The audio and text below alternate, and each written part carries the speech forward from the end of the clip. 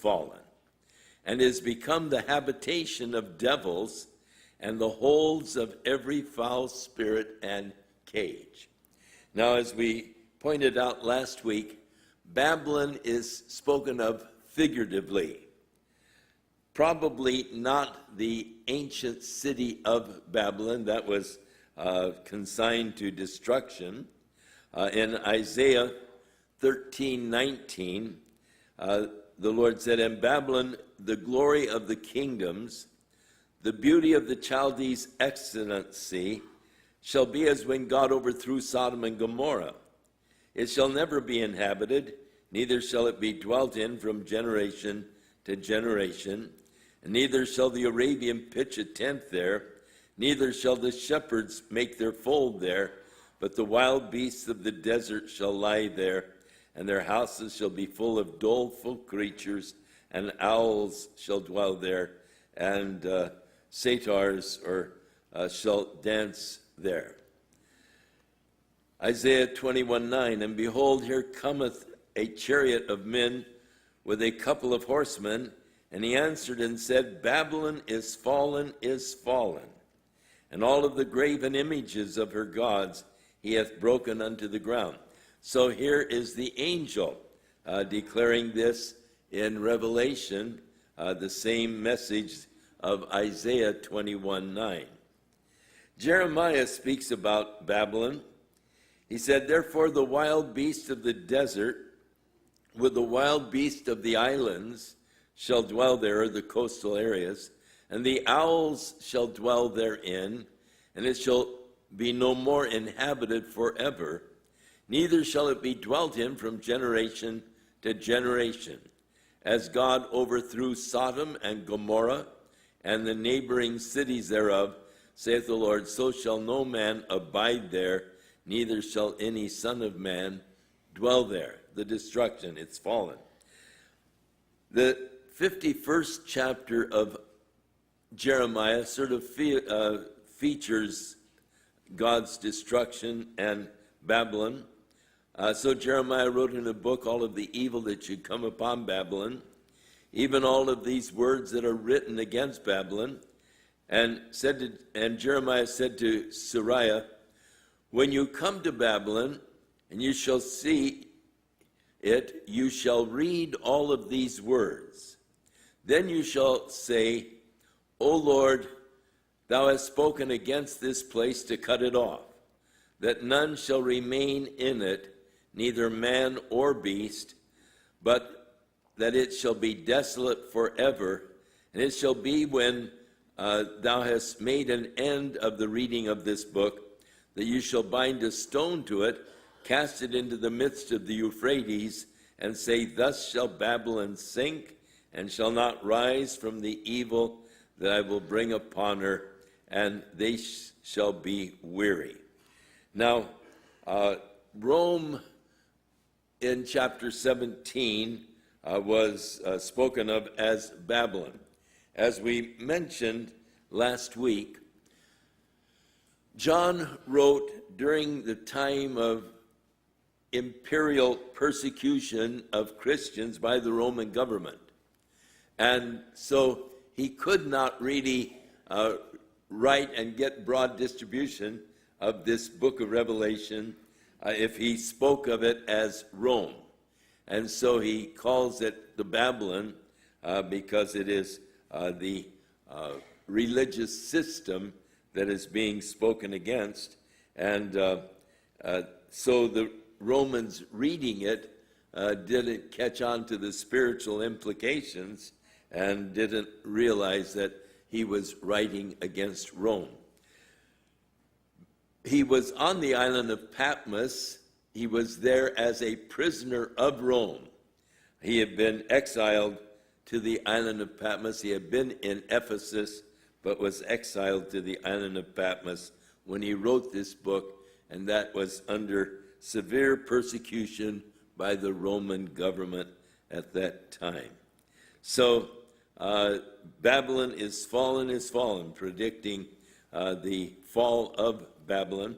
And here, not the literal Babylon, that has already fallen, and This is the figurative Babylon, and perhaps again the apostate religion, and in chapter 18, the commerce that came from this.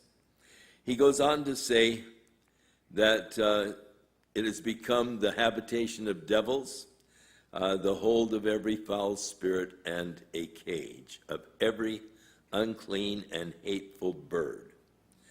You might make a note, read the whole 51st chapter of Jeremiah, and it'll give you a lot of the details. For all nations have drunk of the wine of the wrath of her fornication.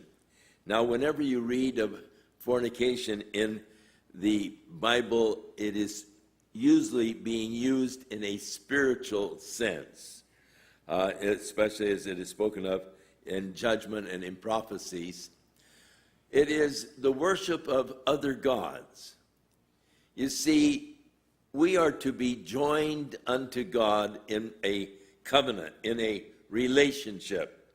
And for us to love other gods or be in love with other gods is considered in the scripture as fornication, spiritual fornication. You're to be committed to God. You're to be married to God in a sense, and thus for you to be in love with other gods or be involved in the worship of other gods, it is like the sin of fornication, because you really belong to God. So the nations have drunk of the wine of the wrath of her fornication. The kings of the earth have committed fornication with her, and the merchants of the earth have waxed rich through the abundance of her delicacies. Commercial Babylon, it's referred to here as the mystery. It'll become the center of the world commerce in the last days.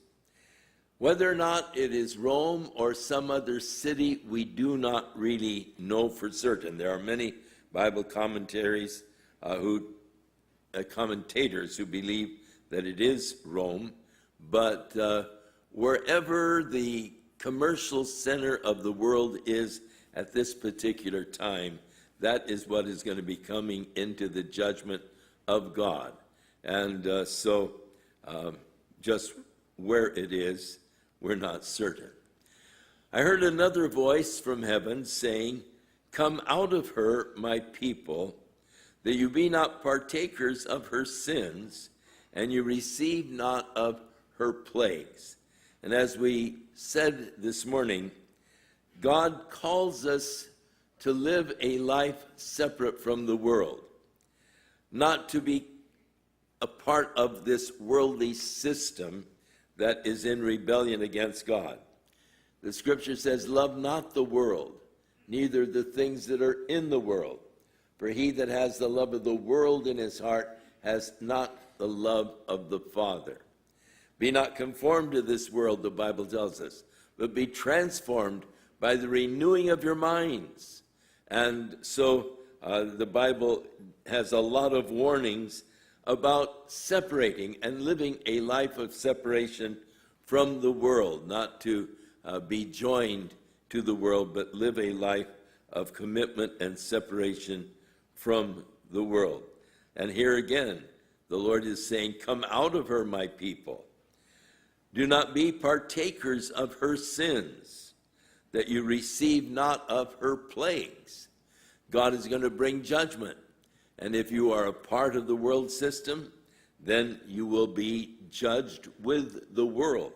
And thus the Lord is calling you to come out, be separate, saith the Lord.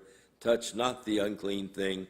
I will be a father, and you shall be my children," the Lord said. So Jesus said, "If any man will come after me, let him deny himself and take up his cross and follow me." And so the importance of living a life of commitment and separation unto Jesus Christ, not being a partaker of the worldly system. For in verse 5, "Her sins have reached unto heaven.